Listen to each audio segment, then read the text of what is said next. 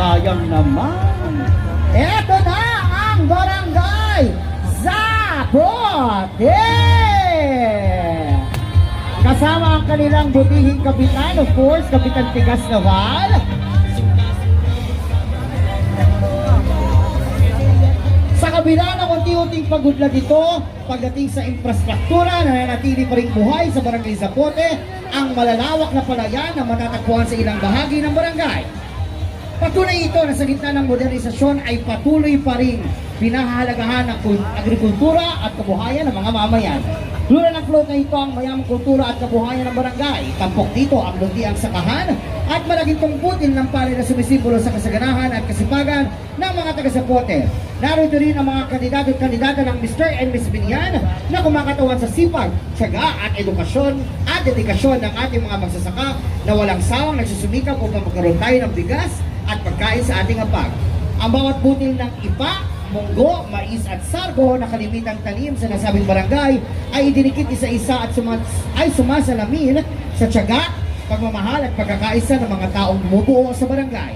Matatagpuan din sa Barangay Zapote ang tahanan ng ating masisipag, makikisig at mapagmahal ng mga pinuno ng lungsod.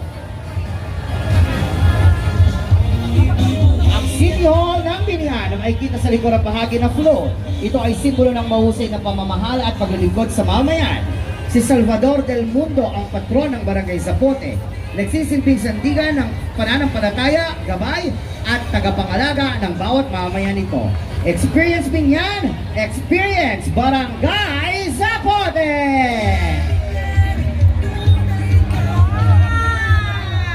Grabe, parang I want to experience Zapote talaga. Dahil doon sa nasa float. Yeah.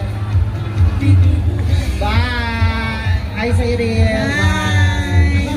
At narito naman para sa atin pang-labing-isang float, Barangay Malaban! Ang barangay ng mga lumalaban, Barangay Malaban! Ang Barangay Malaban ay matatagpuan sa baybayin ng lawa ng Laguna de Bay. Kaya ang pangunahing kinabubuhay ng karamihan sa mga mamamayan nito ay pangingisda. Lula ng landlord na ito ang simbolo ng buhay, kabuhayan at pagkakaisa ng bawat mamamayan ng Malaban. Ang higanting isda ay sumisimbolo sa pananampalataya at panalangin ng barangay sa kanilang patron na si San Pedro Apostol. Ang gabay at sandigan ng mga mangingisdang naghahangad ng masaganang huli at ligtas na paglalayag sa lawa. Masusing ang disenyo at isa-isang inilapat ang mga elementong karaniwang matatagpuan sa lawa tulad ng kabibe, water lily at iba pang yamang tubig na nagbibigay buhay at kulay sa komunidad. Tunghayan ang payak, ngunit makulay na pamumuhay ng mga tunay na Kadriwancho! ng Barangay Malaban, matatag, masipag at may pusong puno ng pag-asa. Biyaya ng lawa, diba San Pedro Apostol at Bicula, mabuhay ang Malaban, mabuhay ang laging manlalaban, laban, Malaban! Bakit ganun? Yung may hawak ng isda, mukha ding isda. I love you, Wancho. Hi, boys! Ng Malaban. Alam niya Malaban yung nasa. Hi, Kim. Hi, Marcos. Hello sa inyo. Mangingisda sila. Kilala ko lahat. Pag wapo kilala ko, pag hindi masyado. Anong pangalan nga nun? Ganun. Hindi ko masyadong kilala o nakalimutan mo yung pangalan. Diyos ko kung ganyan ang mga isda, lalakoy ako palagi sa dagat. Magiging sirena ka na. Yes. Asa si Cedric? Hi, baby. Ayan na, eto na, ang Barangay San Antonio.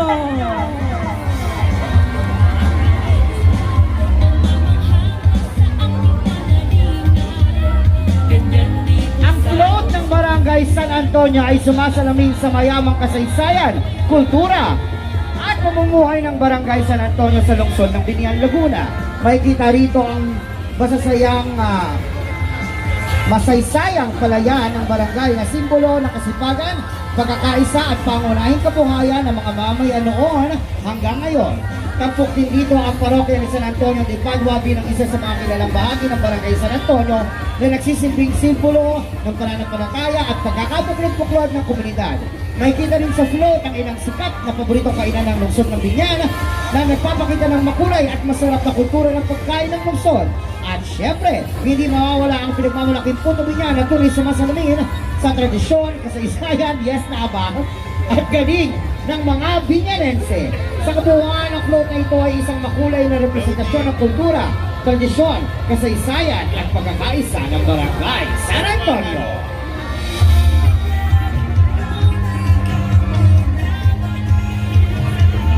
Muli po, mula Barangay San Antonio, may pa-fireworks.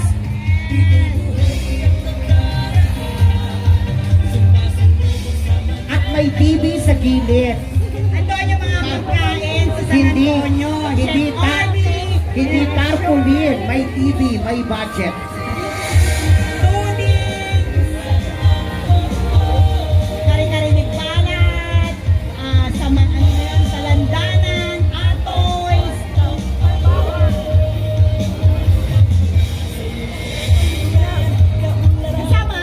Kasama sa float ang SK ng San Antonio, si SK Noel. Ako, asan ang ano?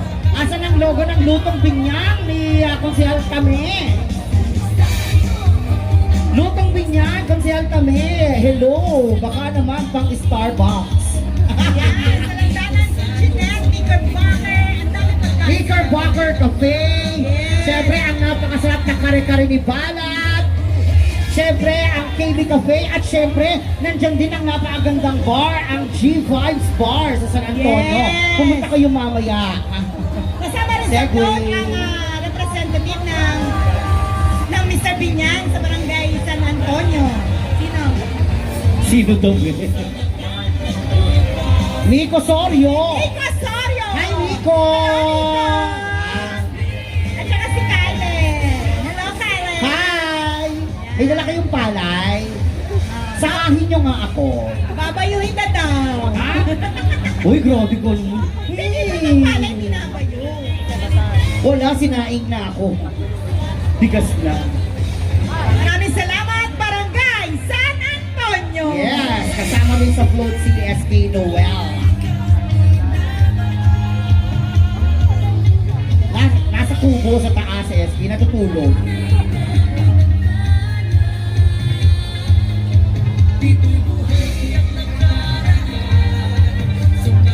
At ngayon naman, tungayan natin ang vlog ng Barangay Tubigan. Nako!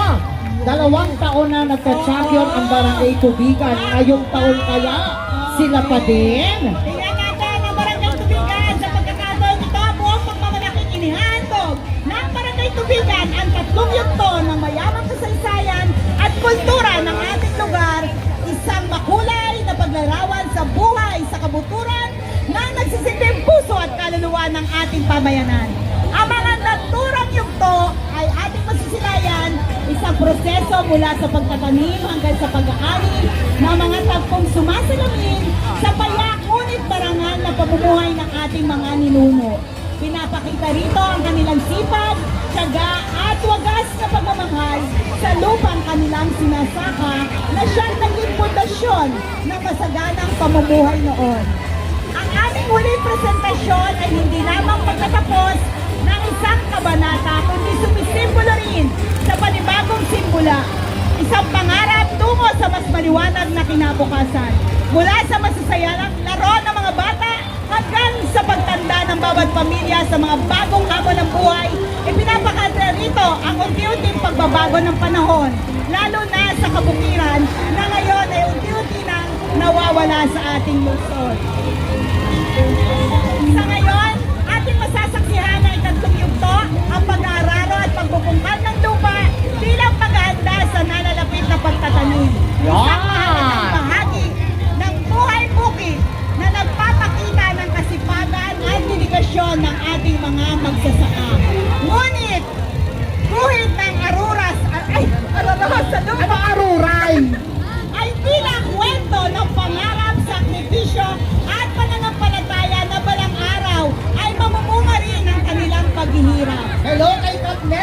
Segundo, mapapansin din po natin Kapitana!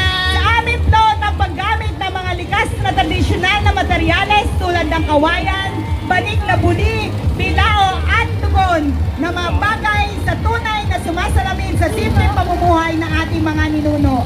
Masdan din natin ang masasayang tagpo sa mga batang malayang naglalaro sa gitna ng kabukiran habang ang mga nakakatanda naman ay nanghuhuli ng palala, palaka at isda gamit ang mga tradisyonal na pamamaraan. Ito ay ang mga larawang minsang naging karaniwan takbo na mga alaalang sumasalamin sa payapa ngunit masayang pamumuhay ng mga Pilipino noon. Ang aming huling presentasyon ay hindi lamang pagtatapos ng isang yugto ng kasaysayan, kundi pagsilang din ng panibagong pag-asa para sa susunod na henerasyon. Isang paanyaya na ipagpatuloy ang pagmamahal sa kultura, pagpapahalaga sa agrikultura, at pagtanaw ng utang na loob sa mga magsasakang naging bahagi ng ating lipunan. Bilang handog ng Barangay Tubigan, muli nating sariwain at ipagdiwang ang mayamang kultura, tradisyon at pamana, hindi lamang ng ating barangay, kundi ng buong lungsod ng Biñan. Sa pamamagitan ng pagtatanghal na ito, aming inaalay sa kasalukuyang henerasyon ng kabataan ang isang paalala na pahalagahan at unawain ng ating buhay na kasaysayan. Isang panahong ang bukid ay hindi lamang isang pinagkukunan ng kabuhayan, kundi nagsilbi ring tahanan, paaralan at palaruan ng bawat pamilya. At sa bawat butil ng palay, sa bawat putahe ng pawis ng ating mga magsasaka, sa bawat pangarap na inahasa sa lupa, patuloy nating inihiling ang paggabay, proteksyon at biyaya ni San Rafael Arcangel, tagapagbantay at inspirasyon ng ating pamayanan. Maraming salamat po at mabuhay ang kulturang Pilipino! Mula sa Barangay Tubigan! May mga bagets, in fairness, kasama ba si Kapitan? Oo, Trixie! Oo! Kasama si Kapitan Nesty Facundo, Kapitana! At may mga bagets na naliligo sa irrigation. Ito na yung pangatlong segment. Kasi yung 2 years, makakarugtong sila. Oo, ganun pala, may istorya. Yes, I guess. Makakarugtong sila, kaya ganun. Kaya pala. Diba? At ang nakakatawa dito kasi sabi mo, inaararo ang pukid. Palay pala. Palaka! Nangunguha pala. Eto na ang barangay! Sara-sara! Oh, gano'n, may ego. Ang barangay Soro-Soro ay pinangalanan sa halamang Soro-Soro. Isang tradisyonal na halamang gamot na kilala at ginagamit doon hanggang sa kasalukuyan bilang mabisang panlunas sa iba't ibang karamdaman. Dahil sa kasaganahan ng halamang ito sa lugar, naging bahagi ito ng pagkakakilanlan at kasaysayan ng barangay. Ang barangay Soro-Soro ay isang payak, ngunit paunlad ang pamayanan na binubuo ng maulit ng masayahin at relihiyosong mamayan. Kilala dito bilang lugar ng mga sakahan, maskulan, gulayan at pumasan. Bukod dito, mayroon din ilog na nagsisitip panisdaan, paliguan na dinarayo ng mga karatang lugar. Taglay ng barangay Soro-Soro ang apakasimbolo na kumakatawan sa pagkakakilanlan nito at may kita sa opisyal na logo ng barangay. Una, La Virgen Divina Pastora, ang patron na sumisimbolo sa pananampalataya at emosyon ng mga mamamayan. Pangalawa, ang halamang Soro-Soro na kilala bilang mabisang halamang gamot at bahagi ng kasaysayan ng barangay. Pangatlo, ang mga magpapatsak na siyang tradisyonal at nakagulitang transportasyon sa lugar at nagsisibing kabuhayan ng maraming mamamayan ng Soro-Soro.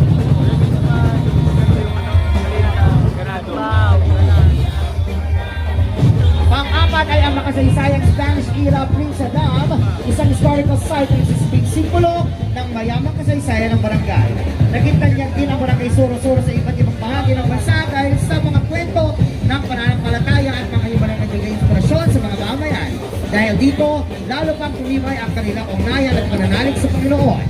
Sa patuloy na paggabay ng Diyos, ang dating payak na pamayanan ay naging isang maulad at produktibong barangay. Kaya naman, see me yan, feel me yan, hear me yan, touch me yan, taste me yan, experience